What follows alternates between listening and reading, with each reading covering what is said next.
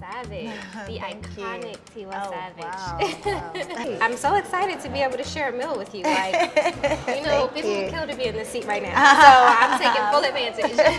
You have had an incredible year. Thank and you. I just want you to begin by telling me a little bit about who Tiwa Savage is, for those that don't know. Well, Tiwa Savage is a singer-songwriter from Lagos, Nigeria, which is West Africa. I'm an Afrobeat artist, and I've just done my first deal, my first artist deal, under Universal Music Group Global, but in the US I'm being looked after by Ethiopia and her team from Motown Capital. Everyone's just coming together and pulling out all the tricks for this project. They're all into the movement, the Afrobeat movement. It makes me feel really, really special, like priority. And right now I'm just so excited about the single and the response it's getting, and seeing my face on a billboard in the middle of Times Square is amazing. It doesn't get much better than that. Could you speak to me a little bit even about that, like the concept of $49.99, just as a song? The first line says 49 sitting, 99 standing, and it references a transit bus in Nigeria, which we call a molue. And you have 49 seats, but you have twice as many people standing. There's more people trying to commute to work than there is space on the bus available. So sometimes you see people hanging off and like stuff like that. So it's a phrase that was coined by Fela Kuti, and it was from a song called Suffering and Smiling. That's basically what the song was touching on. Like, we have to hustle for ourselves. We need to work hard. Like, nobody's gonna give it to you for free. Yeah, you don't come from a wealthy background. You weren't born with a silver spoon in your mouth. But, you can still achieve everything. You can still work towards your goals. And that's the synopsis of the song.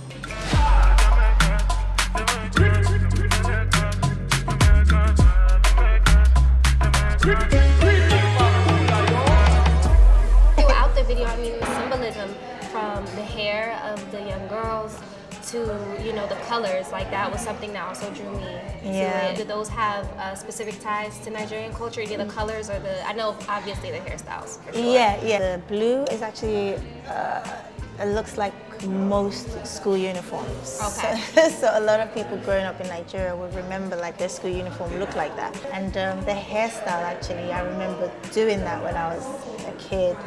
And I wanted us to do something like that, just so when someone's watching it, they'll be like, oh, I get that nostalgic feeling. We also had a scene where the girls were like tailors, where all of us were like sewing clothes, and that was kind of symbolizing like a lot of the times when young girls finish from school, they limit them and make it seem like they can only be hairdressers or tailors or like whatever, own a store. And I wanted to portray a point that we're more than that. Right. We could be pilots, we can be doctors, we could be engineers. Absolutely. So that scene was kind of like touching on that a little. They were so beautiful. They're so cute. They were there for so many hours and they didn't complain once. Out. Yeah, and that hairstyle is painful. It can be tight as well. So I was getting a headache at one point. Yeah. And speaking of that, like, how did you get your start in music? Like, what was that first peak that let you know, like, young Tiwa, like, I want to do music. This is what I want my life to be made of. I think when we moved to London, I was about 10. I started like getting into music because I had a crush on this boy in school, in secondary school. I know, right? Oh my God. He used to be in the choir, so I tried to audition for the choir and I got in, and then my teacher actually noticed that, he was like, you actually have a very sweet tone, a very beautiful tone. So I started going for auditions and stuff like that. So my first gig was actually to do backup for George Michael, may his soul rest in peace, in Wembley Stadium in front of about 50 or 60,000 people. It was incredible. Wow. Yeah, and it was that moment, I think I was about 15 or 16. That moment was just like hearing people sing back his records and like just seeing the magic and the power of music. I was like, yeah, this is what I'm supposed to do. Growing up in a Nigerian household, what was that like for you? My household was incredible. I am the only girl, I'm the youngest, I have 3 older brothers. So I was always protected. My mom was very supportive of my career from a very young age, which is very unusual for a lot of African parents, a lot of African homes. When you say you want to go into entertainment, they usually frown upon it. Why is that?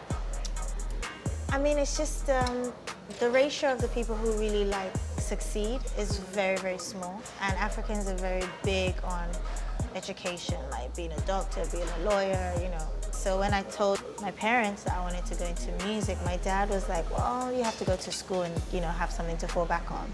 I did do that, and I got my first degree in business and accounts, and I said, okay, I've done what you guys want, now I want to go into music.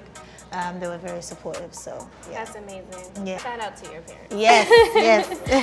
Afrobeat, obviously, that is blowing up in the U.S. I just want to talk a little bit about the foundation. Could you speak a little bit to Fela Kuti's legacy? So Afrobeat was actually a genre that I would say was created by Fela Kuti, who is the godfather of Afrobeat. It was a blend of, you know, African drum patterns, African beats, and more blues, because he came from that background as well. I grew up listening to him in my house. My parents played him a lot. I saw him as a voice for the voiceless, and he definitely sang about stuff that we're still experiencing till today, many years after his death. And that just is a testament to how powerful his music is.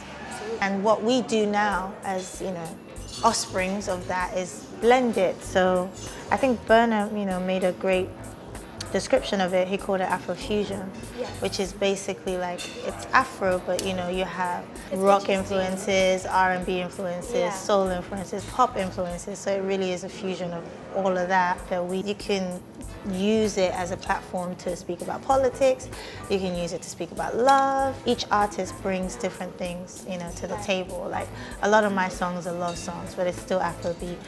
You know, you have a lot of artists who are like your modern day hip hop artists, but they're Afrobeat artists, and they talk about prosperity and bling and fast cars and stuff like that. So it's versatile. Yeah, definitely. Yeah. You have like artists who use it, you know, to speak about, you know, political issues and, you know, the things that people are speaking about and being a voice to the voiceless. So yeah, if there is one thing that you would want the world to know about Nigerians and just Nigeria as a nation, what would that be? One very important thing. We're definitely hardworking. Nigerians are definitely hardworking. Hustlers. We get what we want most of the time. But we do have a big heart too. We're a very, very loving nation. Yeah. Okay. Well, I enjoyed sharing a meal with you. Thank you so much for speaking with me. Thank you.